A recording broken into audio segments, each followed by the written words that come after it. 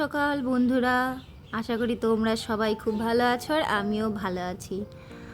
আর আজকে দেখো ঘুম থেকে উঠে সেরকম কোনো কাজে লাগিনি। আসলে এতটা পরিমাণে গরম যে সকালবেলায় একটুও ভালো লাগছে না। তো ঘুম থেকে সবাই উঠে গেছে আর আমি কিন্তু সকালে আগে কাজ শুরু করার আগে চাটা করে খেয়ে নিয়েছি।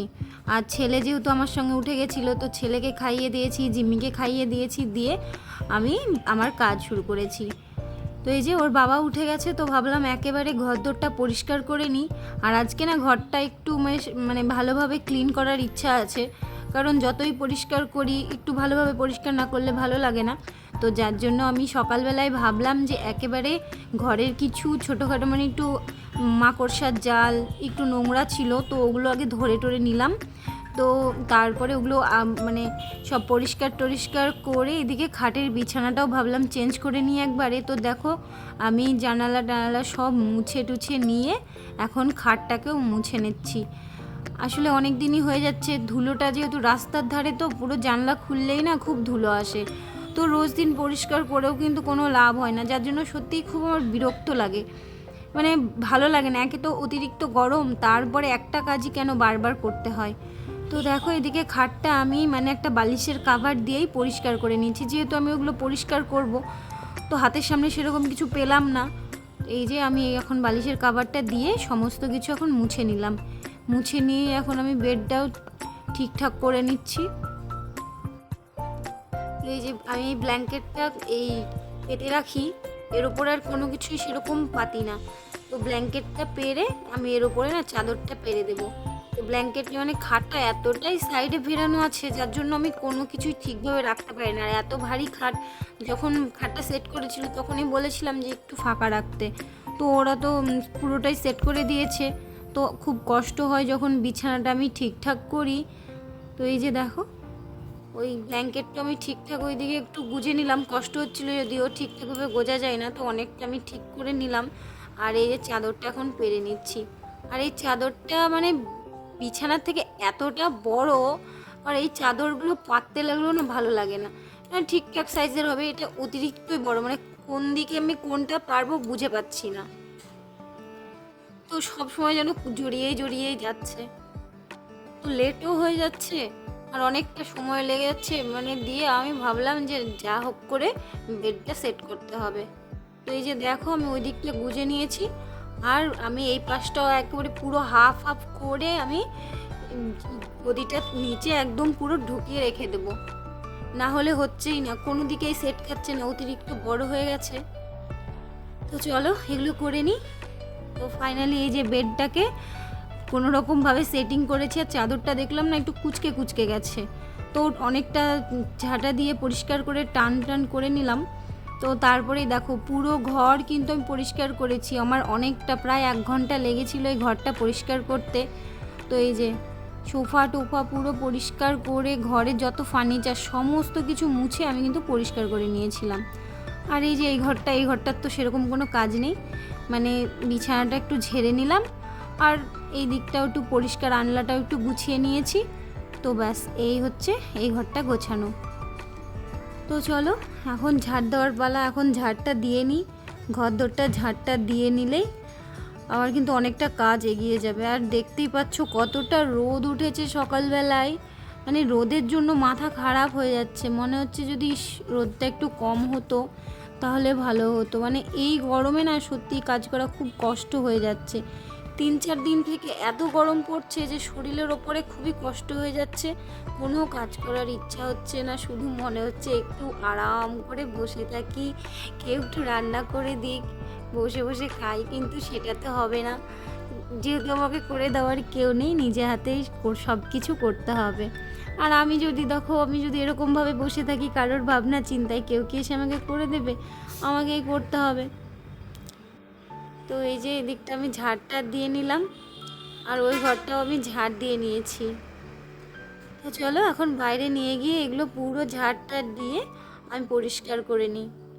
তো দরজাটা খুললেই বুঝতে পারবে কতটা রোদ উঠেছে। আর আজকে আমার কাজ করতে না একটু বেলাও হয়ে গেছে, আসলে ঘুম থেকে খুব সকাল সকাল উঠতে পারি না, আর উঠলেই কেমন শরীরটা ম্যাজ ম্যাজ করে, ভালো লাগে না, যেহেতু আমাদের রাত্রে ঘুমাতে অনেকটা লেট হয়।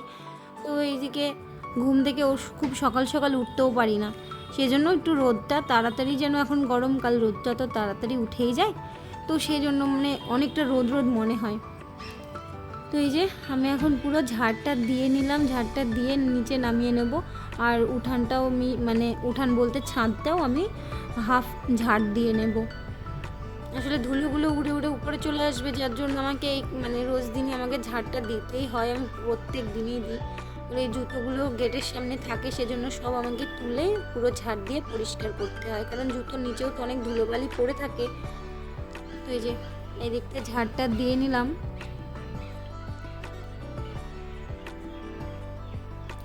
আর এতটা রোদ, মানে ছাদে নামলেই মনে হচ্ছে পা পুড়ে যাবে, আর মুখ চোখ পুরো জ্বলে যাচ্ছে। তো এই যে ঝাড়টা দেওয়া হলে মনে হচ্ছে কতক্ষণে ঘরে এসে একটু বসবো, কিন্তু বসার উপায় নাই, আরও অনেক কাজ আছে। আর আমার অলরেডি ঘর পরিষ্কার করে মুছতে অনেকটা সময় লেগে গেল গুছিয়ে রাখতে। তো তারপর তো সারাদিনের কাজ, রান্না সবই থাকে বলো, একটা ছোট সংসারে না প্রচুর কাজ থাকে। তো তারপরেও না নিজের সংসারটাকে দেখো, তুমি যদি নিজে হাতে গুছিয়ে সুন্দর করে পরিষ্কার করে রাখো সারাদিন পর, কিন্তু সেই ঘরটাতে ঢুকতে তোমার খুব ভালো লাগবে। যতটাই কষ্ট হোক না কেন, মনে হবে যেন সারাদিন পর এই খাটনিটা তখন সার্থক মনে হবে।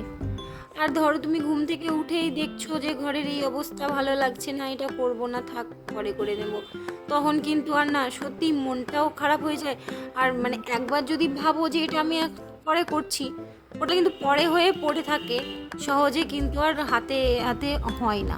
সেজন্য সব কাজ হাতে হাতে করে নিলে ব্যাস সব কিছু ভালোভাবে হয়ে যায়, জিনিসটা গোছানো হয়ে যায়। আর একটা গোছানো বাড়িতে থাকতে সবারই ভালো লাগে। তো আমি যতটা পারি চেষ্টা করি, কারণ আমি গুছিয়ে রাখলেও কিন্তু সত্যি বলতে সেটা সবসময় গুছিয়ে থাকে না, আর একটা বাড়িতে একটা বাচ্চা থাকলে অনেকটাই এলোমেলো হয়ে যায়।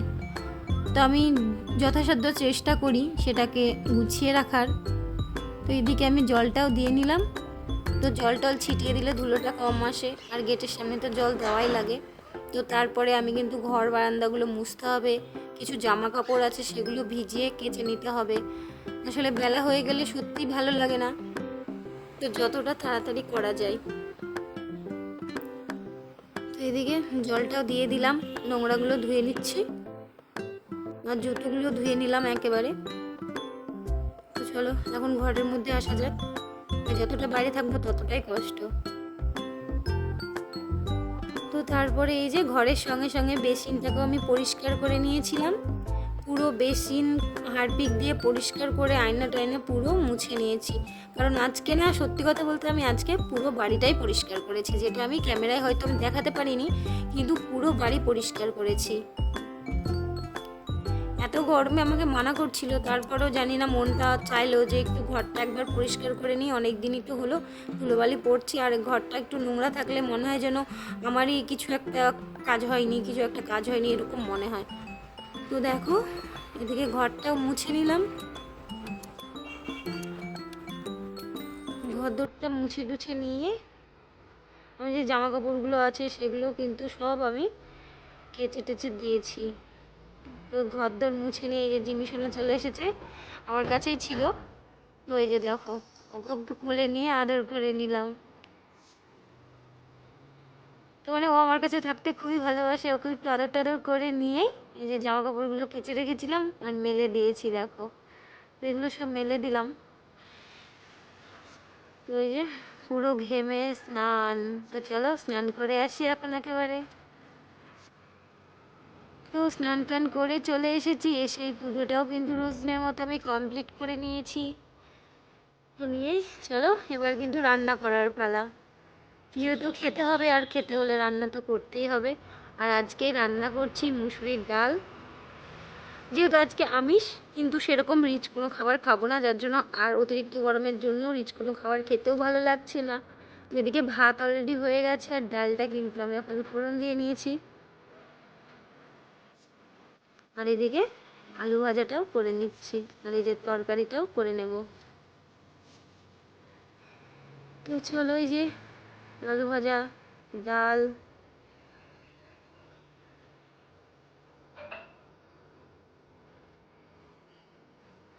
তরকারিটাও এখন করে নিই।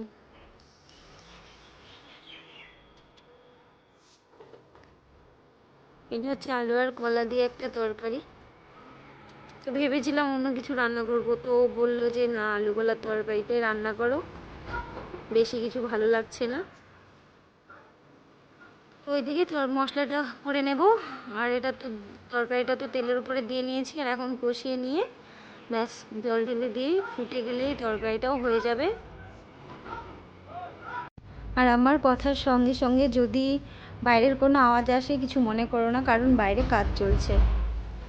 তো এই যে ছেলে আজকে চুল কেটে চলে এসেছে, ছেলে আর ছেলের বাবা গেছিলো সকালে চুল কাটতে, তো দুজনে চুল টুল কেটে এসেছে আর ওকে আমি স্নান করিয়ে দিয়েছি। তো চলো ফাইনালি রান্না কমপ্লিট। এখন রান্নাগুলো তোমাদেরকে দেখে নিই। তো রান্না টান্না হয়ে রান্নাঘরটাও পরিষ্কার করে নিয়েছি রোজ দিনের মতো, আর আজকে ফ্রিজটাও পরিষ্কার করেছিলাম। তো চলো, আর খাওয়া দাওয়া শেষ করে একটু বসে থেকে যে প্রায় এখন বিকেল সন্ধ্যার দিকে তো বাইরে আসলাম, আর এক ঝাঁক পাখি আকাশ দিয়ে উড়ে চলে গেল। মানে আমি ক্যামেরা অন করতে করতেই ওরা উড়ে চলে গেছে। তো ভালো লাগছিল দেখতে। আর আকাশটা কিন্তু নীল, ওপরের দিকে নীল, তারপরে কেমন একটু মেঘলা মেঘলা, বেশ ভালো লাগছিল দেখতে। আর এই যে চলো, এই যে দুটো পাখি উড়ে চলে যাচ্ছে, মানে এইগুলোই দেখছিলাম। ভালো লাগে বিকেলে ছাদে ঘুরতে। আর জামা কাপড়গুলো এখন আমি তুলিনি, পরে তুলে নেব।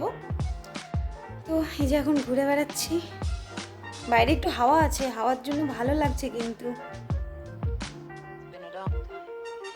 তো এই যে চুল টুল ভেজা ছিল, ছাড়া হয়েছিল না, তো এই যে চুলটাও ছেড়ে নিয়েছি, শুকিয়ে যাবে হাওয়াতে। আর চলো জামা কাপড়গুলো তুলে নিয়ে এখন ঘরের মধ্যে যাওয়া যাক, কারণ অনেকটা আস্তে আস্তে সন্ধ্যা নেমে আসছে। তো জামা কাপড় তুলে নিয়ে রেখে দিয়েছি, কালকে ভাঁজ করে নেব। আর চলো এখন সন্ধ্যাটাও দিয়ে নিই। তো কি বলো তো, জামা কাপড়গুলো না আমি রাত্রে ভাঁজ করে নিয়েছিলাম, আমি ভুল করে বেরিয়ে গেছে যে কালকে ভাঁজ করে নেব। তো সরি তার জন্য, আমি জামা কাপড়গুলো রাত্রেই ভাঁজ করে নিয়েছিলাম। তো চলো এখন সন্ধ্যা টন্ধ্যা দিয়ে নিই। যেহেতু বাইরেও সন্ধ্যা দিতে হয়, তো পুরোটা প্রদীপ দেখিয়েও আমি তুলসীতলাতেও দিয়ে নিয়েছি কিন্তু।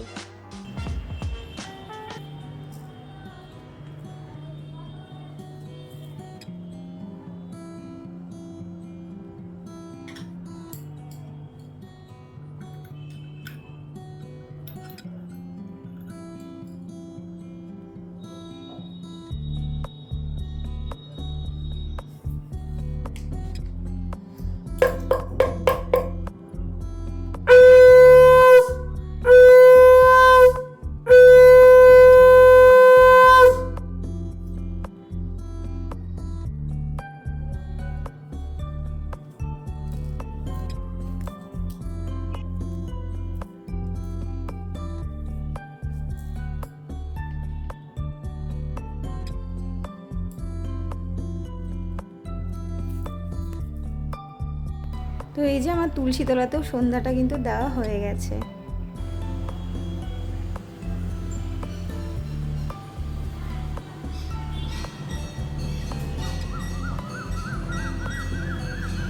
আর এদিকে স্যার পড়াতে আসবে, তার জন্য আমি ওর বই পুরো ঠিকঠাক করে রেখে দিয়েছি।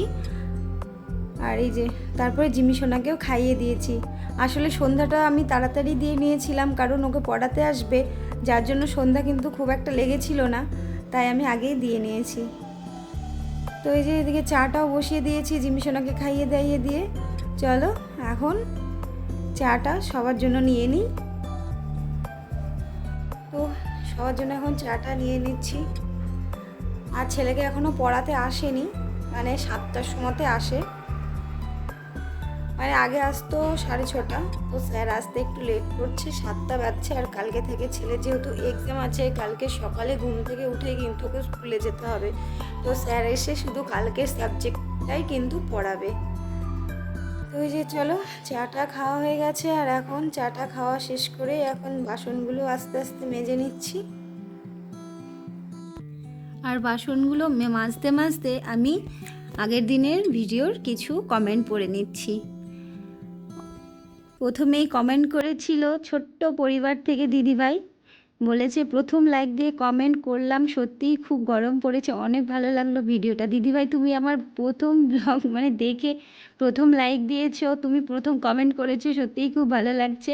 আর সত্যিই খুবই গরম পড়েছে। তো দিদিভাই তোমাকে অনেক অনেক ধন্যবাদ, অনেক ভালোবাসা। আর কমেন্ট করেছে SN মলি, দিদিভাই প্রতিদিনের মতো লাইক দিয়ে দেখলাম, অনেক ধন্যবাদ দিদিভাই, অনেক ভালোবাসা। তারপরে সুমনা দিদিভাই তুমি কমেন্ট করেছো খুব ভালো লাগলো ব্লগটা বোন, অনেক কাজ করলে, রান্নাগুলো খুব ভালো হয়েছে, গুড ইভিনিং বোন।